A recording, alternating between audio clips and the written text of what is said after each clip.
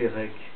Parce qu'on a l'impression de deux œuvres qui sont construites absolument en consonance. Enfin, l'œuvre de Robert est venue après celle de Georges Perec, et elle s'est construite dans le même espace de résonance,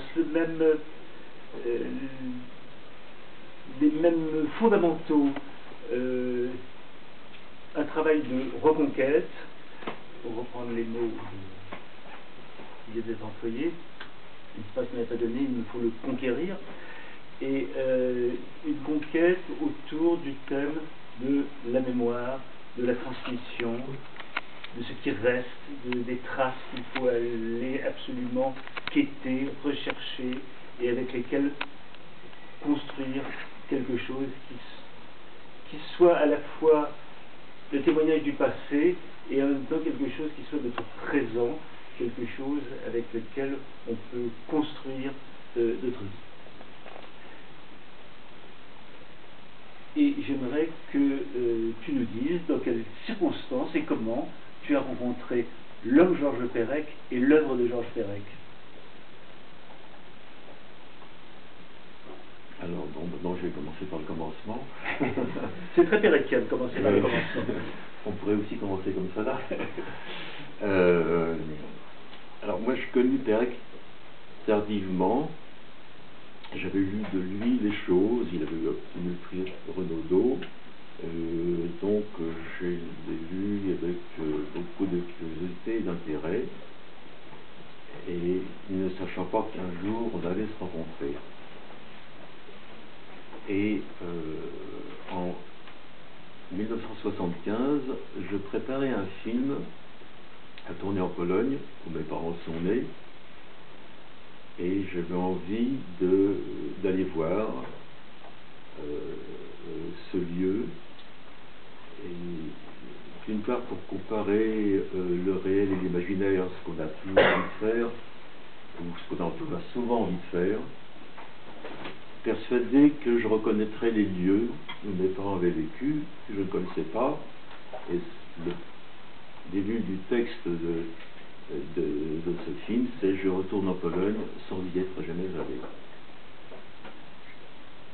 Et puis, je venais d'obtenir l'autorisation de tournage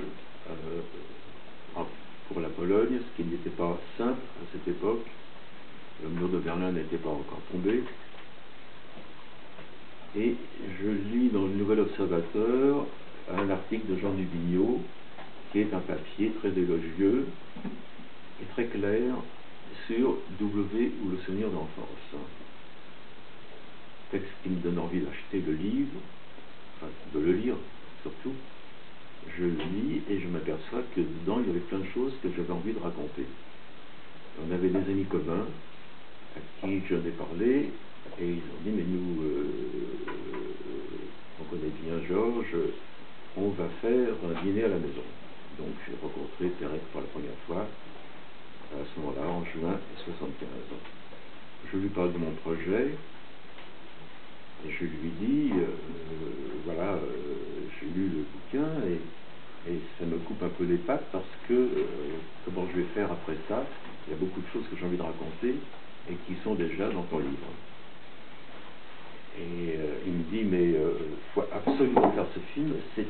Aller en Pologne, c'est une chose que je n'ose pas faire, pour des raisons évidentes, comme on en parlera tout à l'heure avec Claude Burgelin. Et moi, j'ai hâte de voir ce film. Donc, j'ai fait le film, qui s'est terminé en février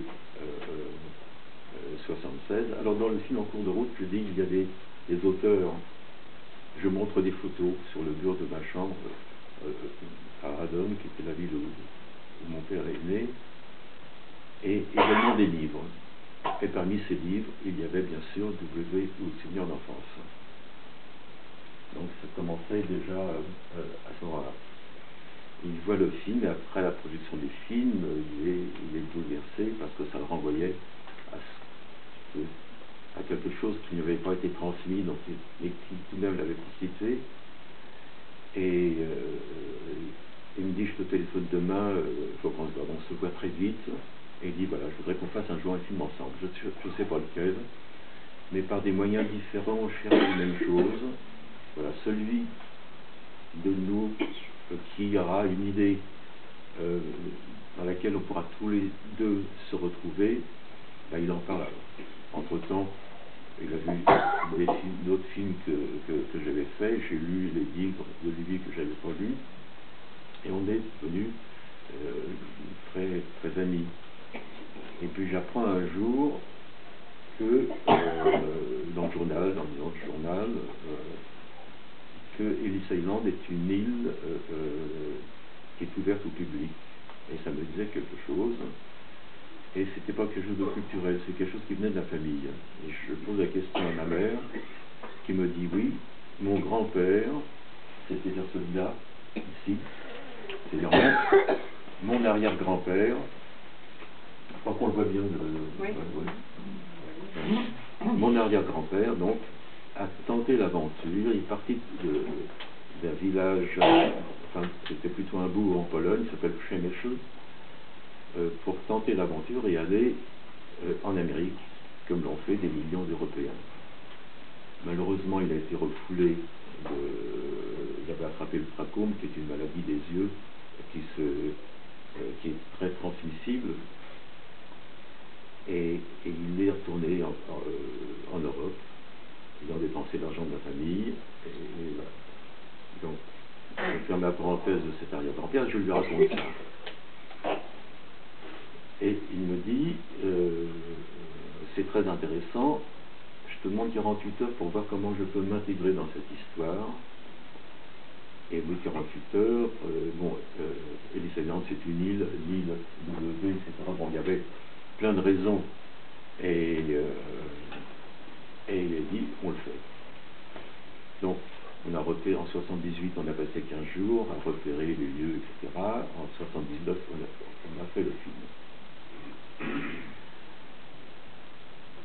Au début de l'année 80, on va présenter le film terminé à Bruxelles. On nous a demandé de faire une projection, comme là aujourd'hui. Et puis dans le train qui nous a mis à Bruxelles, je lui dis, c'est curieux, j'ai une idée de nouvelle, comme ça, qui me dans la tête depuis un bout de temps, je ne sais pas quoi en faire. Elle me dit, bah tu l'écris.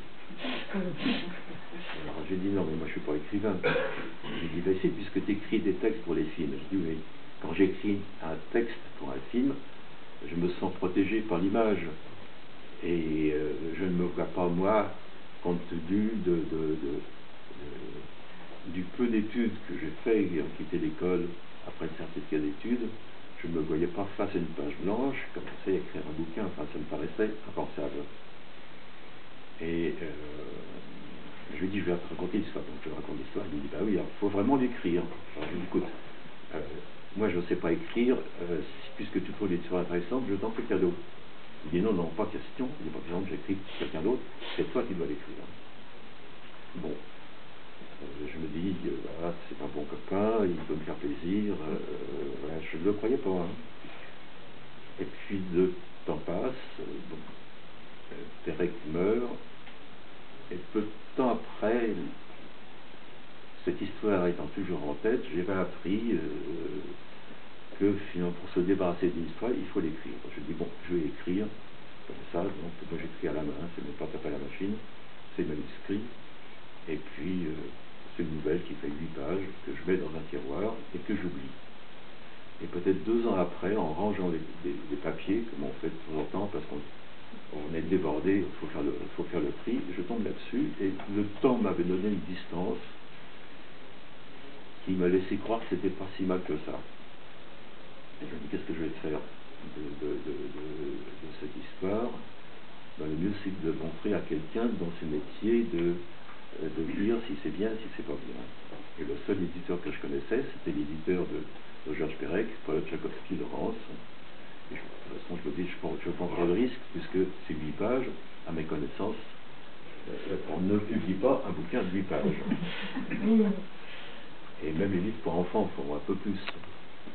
Alors donc, je lui donne sans aucune ambition, sans aucune prétention, il me téléphone le lendemain, et il me dit, je veux la suite.